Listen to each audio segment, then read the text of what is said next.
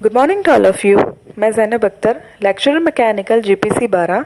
इस लेक्चर में partial balancing of unbalance primary force in reciprocating engine part 2 को discuss करूंगी, जो बीटीआर के सिलेबस के according ME 204 theory of machine की यूनिट नंबर 7 का टॉपिक है। These are the outlines of this lecture. तो जैसा कि हमने इस लेक्चर के पार्ट फर्स्ट में डिस्कस किया, रेसिप्रोकेटिंग मास सिस्टम की कंप्लीट बैलेंसिंग करना प्रैक्टिकली पॉसिबल नहीं है, लेकिन इनकी पार्शियल बैलेंसिंग की जा सकती है। तो हम इस लेक्चर में अनबैलेंस फोर्स की पार्शियल बैलेंसिंग को पढ़ेंगे।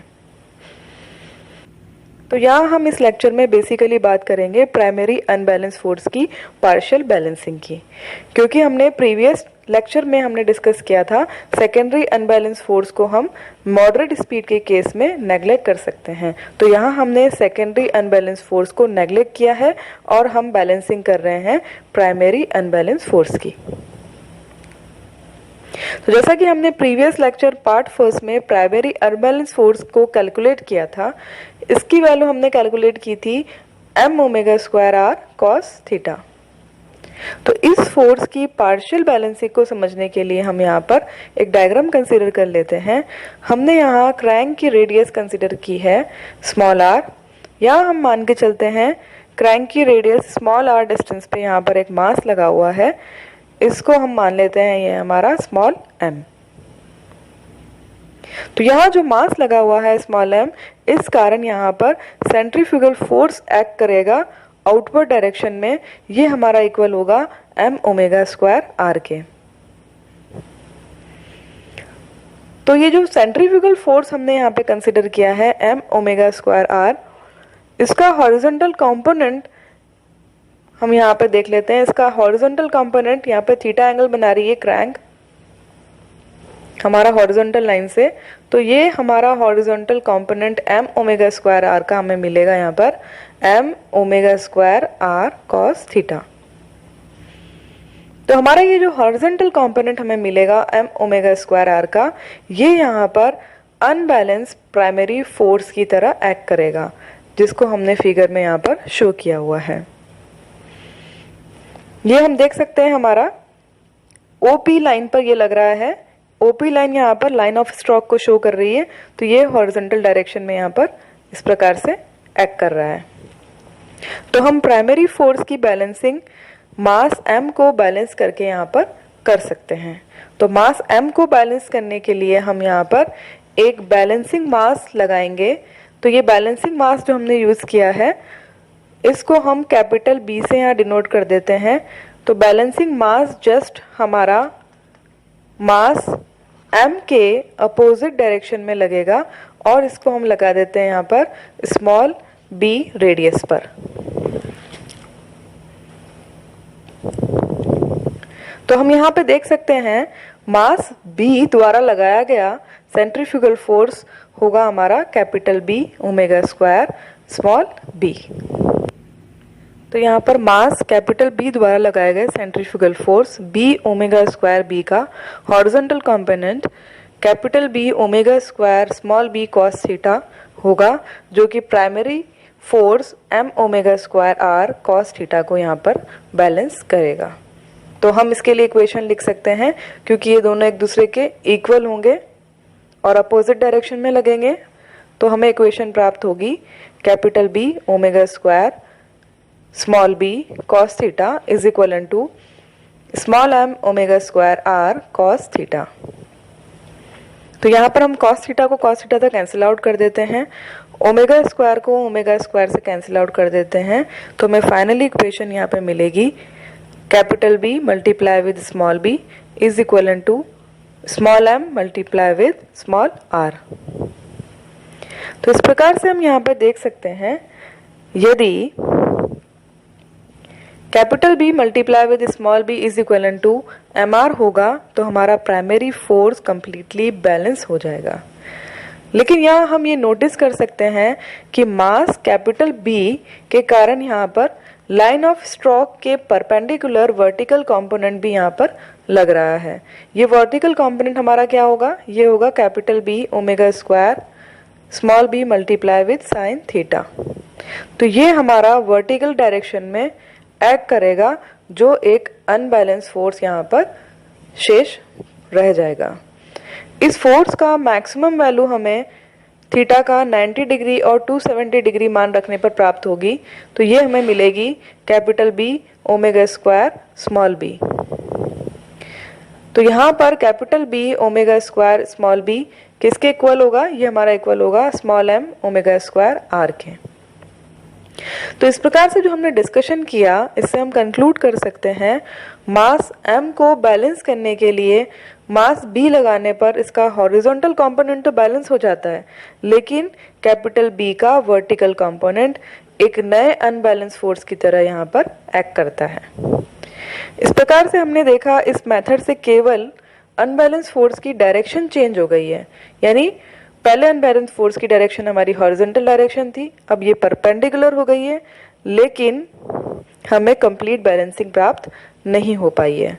अतः हम यहाँ पर मान के चलते हैं कि रेसिप्रोकेटिंग मासेस की कंप्लीट बैलेंसिंग पॉसिबल नहीं है, केवल इनकी पार्शियल बैलेंसिंग ही की जा सकती है।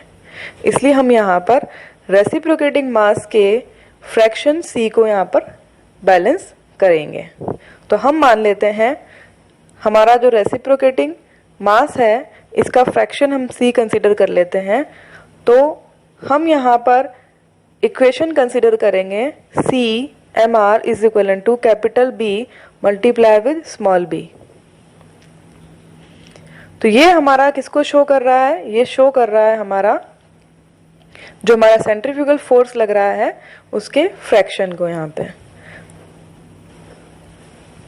तो अब हम मान लेते हैं जो हमारा फोर्स mr है उसका फ्रैक्शन है हमारा कैपिटल C, और ये जो हमारा capital B multiply with small b है ये शो कर रहा है हमारा बैलेंसिंग फोर्स के मैग्नीट्यूड को यहाँ पे।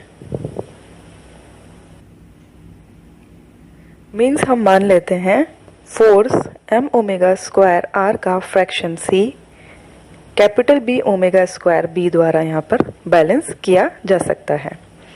अब हम बात कर लेते हैं रिजल्टेंट अनबैलेंस फोर्स की। तो रिजल्टेंट अनबैलेंस फोर्स निकालने के लिए हम यहाँ पर फोर्स के हॉरिजॉन्टल और वर्टिकल कंपोनेंट को कंसीडर कर लेते हैं। तो पहले बात कर लेते हैं हम हॉरिजॉन्टल कंपोनेंट की, जो हमारा लाइन ऑफ स्ट्रोक की डायरेक्शन में है। तो हमारा हॉरिजॉन्टल डायरेक्शन में जो हमें नेट अनबैलेंस फोर्स मिलेगा, तो हम डायग्राम से यहाँ देख सकते हैं हॉरिजॉन्टल डायरेक्शन में हमारे दो फोर्सेस यहाँ पे लग रहे हैं, m omega square r cos theta, और जस्ट इसके अपोजिट डायरेक्शन में यहाँ पे लग रहा है capital B omega square small b cos theta. तो हमारा नेट अनबैलेंस फोर्स क्या होगा? ये हमें मिलेगा m omega square r cos theta minus capital B omega square small b cos theta. तो यहाँ इस इक्वेशन के अंदर हम capital B multiply with small b की वैल्यू यहाँ पर पुट कर देते हैं जो हमने कंसिडर की है फ्रैक्शन को कंसिडर करते हुए। ये हमारा इक्वल होता है small c m into R के। तो यहाँ हमने कैपिटल B स्मॉल b की जगह वैल्यू पुट कर दी है c m r। अब हमने यहाँ पर m omega square r cos theta को कॉमन ले लिया, तो हमें मिलेगा यहाँ पर 1 माइनस c ब्रैकेट में।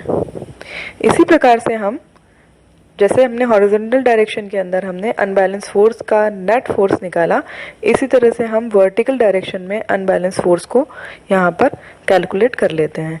तो जैसे कि हम देख सकते हैं डायग्राम में हमारा जो वर्टिकल डायरेक्शन में अनबैलेंस फोर्स लग रहा है ये इक्वल होता है capital B omega square multiply with small b sine theta के। तो यहाँ पर भी हम कैपिटल B स्मॉल b की जगह वैल्यू पुट कर देते हैं CMR, तो हमें मिलेगा small c m omega square r sine theta. हम यहाँ पर अब रिजल्टेंट फोर्स का मान निकाल लेते हैं। तो रिजल्टेंट फोर्स का मान हम कैसे कैलकुलेट करेंगे? ये हम कैलकुलेट करेंगे पाइथागोरस थ्योरम से। तो जैसा कि हमारे पास में हॉरिजॉन्टल और वर्टिकल फोर्सेस आ गए हैं, तो पाइथागोरस थ्योरम से हम यहाँ पर रिजल्टेंट फोर्स का मान निकाल सकते हैं, जो हमारा इक्वल होगा under root of horizontal force का स्क्वायर प्लस वर्टिकल फोर्सेस का स्क्वायर। तो यहाँ पर हम हॉरिजॉन्टल फोर्स की वैल्यू पुट कर देते हैं। इसी प्रकार से यहाँ पर वर्टिकल फोर्स जो हमारा लग रहा है इसकी वैल्यू हम यहाँ पर पुट कर देते हैं। इसके बाद हम m ओमेगा स्क्वायर r को यहाँ पर कॉमन ले लेते हैं, तो हमें अंदर मिलेगा रूट में 1 माइनस सी का square cos square theta plus C square sine square theta. तो इस प्रकार से जो हमें इक्वेशन यहाँ पे प्राप्त हुई, ये इक्वेशन हमारी रिजल्टेंट अनबैलेंस फोर्स के मान को यहाँ पर दर्शा रही है। तो इस प्रकार से रेसिप्रोकेटिंग इंजन में रिजल्टेंट अनबैलेंस फोर्स का मान हम इस इक्वेशन के माध्यम से निकाल सकते हैं। अब हम बात कर लेते हैं, यदि किसी केस में रेसिप्रोकेटिंग मास के साथ में रिवॉल्विंग मास भी कंसिडर किया जा रहा हो, तो उस केस में हमारा जो बैलेंसिंग इक्वेशन हमने कंसिडर की थी, रेसिप्रोकेटिंग मास की बैलेंसिंग के केस में capital B multiply with small B equal था हमारा CMR के। तो यहाँ पर यदि हम रिवॉल्विंग मासेस को भी कंसिडर करेंगे रेसिप्रोकेटिंग मास के साथ, तो हमारा capital B multiply with small B equal होगा M1R प्लस CMR के। तो यहाँ पर M1 क्या है हमारा? M1 हमारा है मैग्नीट्यूड ऑफ रिवॉल्विंग मास, और M हम जानते हैं हमारा मैग्नीट्यूड होता है रेसिप्रोकेटिंग मास का।